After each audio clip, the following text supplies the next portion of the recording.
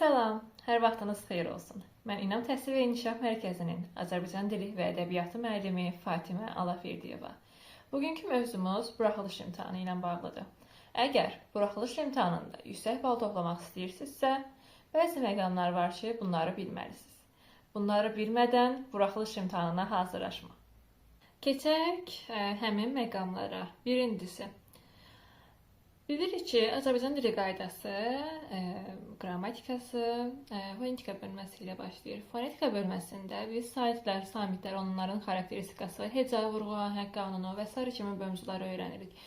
Əgər şagird bu bölmədə düzgün öyrənməyibsə, qaydaları düzgün şəkildə bilmirsə, əlbəttə ki, sözün tələffüzü və yazılışında bilməyəcək. Və belə aydın olur ki, şagirdlərin ilk çətinlik çəkdiyi və bilməli olduğu mövzu nədir? Sözlərin yazılışı və tələffüzü. Digər mənada orfoqrafiya və orfoepiya. Əgər şagird deyək, fonetikada verilən qaydaları düzgün bilirsə, bu mövzunu asanlıqla yazacaq. Keçən mövzuda izah etmişdim. 5 çətinlik çəkilən mövzuda, sözdə. Saçlı sözü. Əgər şagird bilmirsə ki, ç samitindən sonra d, t, l, z s gələndən sonra mən nə etməliyəm? Keçən qaydada demişdim. Bilməyənlər əvvəlki videonu da izləyə bilərlər.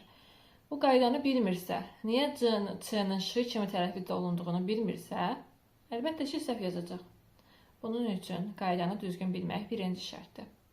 Fonetikanı bilmədikdən sonra, onun qaydalarını bilmədikdən sonra, əlbəttə ki, sözün tələffüzü və yazılışında düzgün bilə bilmərik.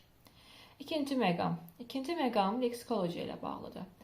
Bilirik ki, leksikologiyada bizim bəhs etdiyimiz mövzular omonim, sinonim, antonim, həqiqi məcazi mənalar, çox mənalı, tək mənalılar və frazeologiya bölməsidir.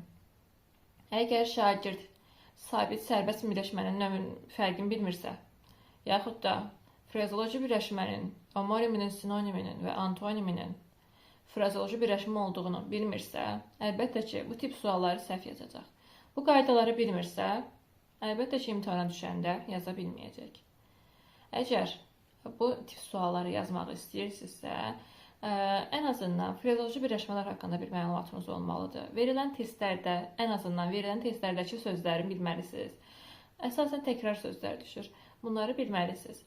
Digər mövzu morfologiyadır. Morfologiyada nədən danışılır? Nitq hissələri. Sözün qrammatik mənasından. Qrammatik mənanı bilməyən.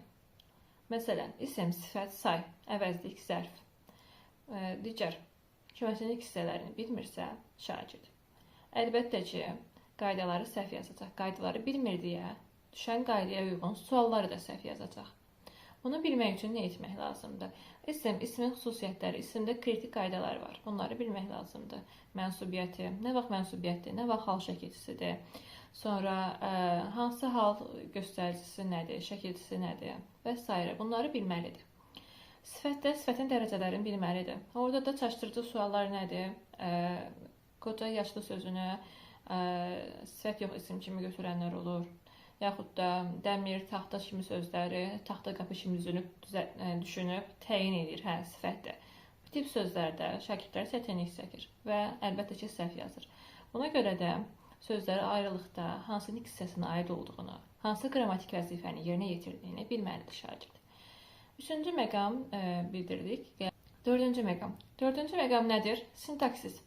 Əgər şagird cümlənin sadə yaxud mürəkkəb olduğunu, cümlənin hansı şəxsə görə növündə olduğunu bilmirsə, yaxud da bağlayıcılar vasitəsilə necə cümlə yaratdığını bilmirsə, məsələn, bağlayıcıların bilirsiniz ki, 2 növü var. Tabiili bağlayıcılar və tabiisizlik bağlayıcıları. Şagird bunun nə zaman işləndiyini bilmirsə, məsələn, tabiisizlik bağlayıcılarının həm sadə, həm mürəkkəb cümlədə işləndiyini bilmirsə və belə bir fikir verilsə ki, orada hökm verilsə ki, tabiisizlik bağlayıcıları sadəcə sadə cümlədə işlənir, yaxud isə ki, sadəcə mürəkkəb cümlədə işlənir. Şagird bu qaydanı düzgün bilmir deyə yenə səhv yazacaq. Ona görə də bu mövzunu da diqqətlə oxumaq lazımdır. Cümlənin daha çox məzmununu burada bilmək lazımdır, qavramaq lazımdır. Növbəti məqam isə üslublardır, ən sevdiyim bölmə. Bilirsiniz ki, 25 bal qaydadan gəlir, 75 bal mətndən gəlir. Mətn tapşırıqlarının tərkibində də qaydalar olur. Məsələn, leksika bölməsində həqiqi məcazi məna sualı olur. Yaxud da onun estetikləşdirilməsi üslubiyyata aid hissədir. Biz üslublarda bir neçə üslub öyrənirik. Elmi üslub, bədii üslub, publisistik üslub, məcəd üslubu, rəsmi işgüzar üslub. Lakin birinci verilən iki mətndən birincisi bədii üslubda, ikincisi isə publisistikdə olur. Belə bir şagirddə fikir yaranır ki, yaxşı, iki üslubu bildim bəsdir, sadəcə iki üslub düşür də onsuz da. Gəlin sizə belə bir nümunə gətirim. Yeni çıxan topluda buraxılış imtahanı modelinə uyğun mətn tapşırıqlarında birinci mətn var ki, söyüd kölgəsi. Söyüd kölgəsi bədii üslubdadır. Yaxşı, bədii üslubdadır, okey, bildik. Bədii üslubdadır.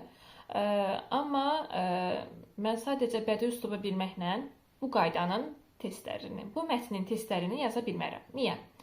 Burada 9-cu sual var. Burada belə bir mətn var. Söyüd kimlər fəslinə aiddir, bitki cinsidir. Bunu bilən, görən şagird bilir ki, bu nə bədidədir, nə publisistikdədir, nə rəsmidir, nə işgüzardır, nə məişətdədir. Bu elmi üslubdadır. Bu elmi üslubda olmağını hardan bilirik? Bioloji terminlərdən. Burada nə var? İri ölçülü yarpaqlar, sonra söyüd kimilər fəsli, sonra damarlanması lələkvaridir və s. nektarlı bitkilərdir. Bunları görən şagird bilir ki, bu məlumatdır. Buradakıların əksəriyyəti terminlərdir. Termin sıxlığı hardadır? Elmi üslubdadır. Burada nə aydın olur? Biz təkcə bədii və publisistik üslubda olan mətni bilməklə bu qaydaları yaza bilmərik. Publisistik üslubda olan mətnlər də bizə çərçivənin tərkibində təqdim oluna bilər.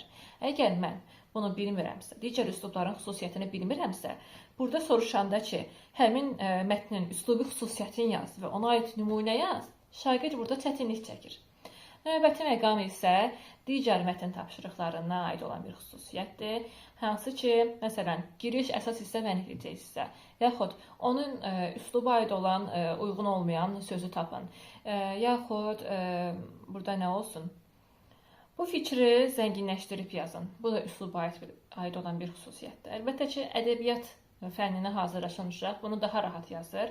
Lakin Azərbaycan dilinə hazırlaşan uşaq da bədii təsvir ifadə vasitələrini bilməlidir. Çünki ola bilər ki, nümunə soruşar. Nümunədə biz nə etməliyik? Xüsusiyyəti elə yazmalıyıq ki, mən ona aid nümunə də göstərə biləm. Məsələn, dilin təşbeh var və şəhvətində təşbeh yoxdur. Mən onu necə yazım? Nümunə istəyir məndən. Sonuncu məqam dedik ki, bəs onun xüsusiyyətləri, ola bilər səbəb-nəticə tipli tapşırıqlar verər. Burada baxaq, səbəb-nəticə tipli tapşırıq hansı olsun? Olsun, məsələn, 32-ci sual insanlıq adlı mətndə. Burada deyir ki, hava soyuqdur. Nəticəsi nə ola bilər? Şagird mətninə əsasən bunun nəticəsini tapmalıdır. Burada biz özümüzdən bir cavab tapmırıq. Biz burada mətnə əsasən, mətnə əsaslanaraq, mətndən kənar olmayan ifadəni tapmalıyıq və yazmalıyıq. Lakin də ola bilər ki, bizə diaqramlar yaxud qrafiklər verər. Verər ki, diaqramda əsas və çərçivədəki mətni müqayisə edin. Verib bizə bir bədii mətn, bir də verib publisistik mətn. Bunu müqayisə etməliyik. Bunu müqayisə edərkən ortaq cəhdə nə yazarıq? Funksional üslubdur, üslubi xüsusiyyətləri var, yaxud da fərqli xüsusiyyətləri olanda biz sadəcə bədiyə, yaxud sadəcə publisistikə aid olan xüsusiyyətlər yazmalıyıq. Bundan başqa təkcə səbəb-nəticə yox, ola bilər ki, burada əsas fikri tapın ola bilər. Əsas fikri tapın suallarında isə mən bilməliyəm ki, əsər nədən gedir?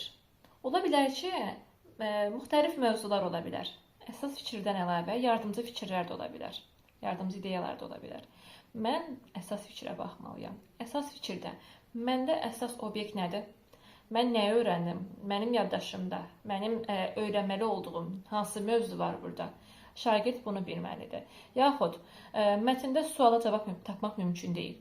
Şagird mətni diqqətlə oxumalıdır. Elə suallar ola bilər ki, o haqqda danışılsın, lakin cavab olmasın.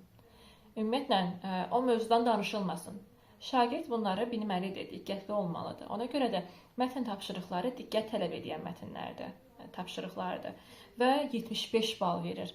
Mən 75 bal toplamaq üçün gərək bunların eyni zamanda yazılma qaydasını da bilim. Yazılma qaydasını bilmədən mən bu tip tapşırıqları yaza bilmərəm.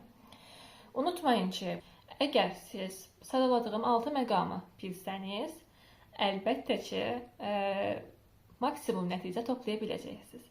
Maksimum nəticə toplamaq üçün qaydaları düzgün oxumaq və biraz da analiz qabiliyyətimiz olmalıdır. Mətnlər bizə 75 bal verir. Bu o demək deyil ki, mən qaydanı öyrənməyim. 25 bal az deyil. Hətta verilən qaydalardan əlavə mətn tapşırıqlarının tərkibində də olur bu qaydalar. Mən qaydaları da, mətn tapşırıqlarının cavabını da düzgün müəyyənləşdirməyi bilməliyəm. Unutmayın, bunları bilmədən buraxılış imtahanına getmək və yüksək nəticə toplamaq çox çətin və risklidir. Uğur isə sizin əlinizdədir. Sağ olun, növbəti videolarda görüşənədək. İnam Təhsil və İnkişaf Mərkəzinin kanalına abunə olmağı, videonu bəyəndinizsə bəyənməyi və şərh yazmağı unutmayın. Sağ olun, salamat qalın.